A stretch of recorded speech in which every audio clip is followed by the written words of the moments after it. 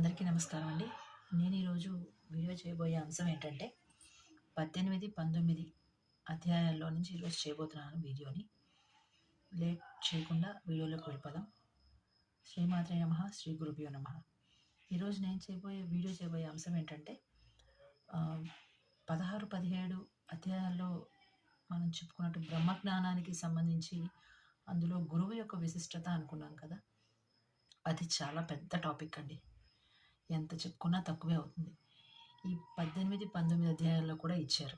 అదేంటంటే బాబాగారనే కాదండి, ఏ గురువైనా కానీ తమ దగ్గర ఉండే ఆత్మజ్ఞానానికి సంబంధించి కావచ్చు, ఏదైనా సరే ఒక శిష్యుడికి గురువు ముందు అతని యోగ్యతని పరీక్షించి అతను ఎందుకు సరిపోతాడు, ఏ పనికి అతను సరిపోతాడు, అసలు ముందు అతనికి ఏ పని తెలుసు, అసలు ఏ పనికి సమర్థుడు అతను అనే విషయం ముందు గురువు పరీక్ష చేయడం జరుగుతుంది. ఆ తర్వాత అతని యొక్క పరిజ్ఞానం ఎంతవరకు తెలిసిన తర్వాత అతన్ని ఇంకొంచెం అతని జ్ఞానాన్ని పెంచే ప్రయత్నంలో అతనికి కొంతవరకు సాధ్యమైనంత వరకు అతనికి నొప్పి కలగకుండానే చెప్పే విధంగా ప్రయత్నం చేస్తాడు ఏ గురువైనా కానీ. తప్పదు, ఇతనికి నొప్పి కలిగితేనే నేర్చుకుంటాడు అనేటట్టయితే సామధాన భేద దండోపాయాలు అంటాం కదండి, అలాగా ఒక్కొక్క దాన్ని ప్రయోగిస్తూ చేస్తారు.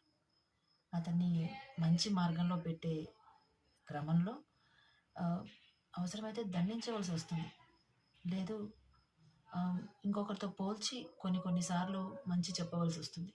అలాగా బాబా గారు ఆయన ఆత్మసాక్షాత్కారం పొందిన గురువు కాబట్టి ఆయన తమ శిష్యులకి తమ వద్దకి వచ్చే ఎవరైతే ఆత్మసాక్షాత్కారం కోరి వస్తారో, భక్తులై వస్తారో, అలాంటి వారి యొక్క కెపాసిటీ ఏంటి అని తెలుసుకొని వారికి ఏమి ఇవ్వచ్చు ఏమి ఇవ్వద్దు అని తెలుసుకొని ఏ పనైనా అప్పగిస్తారు.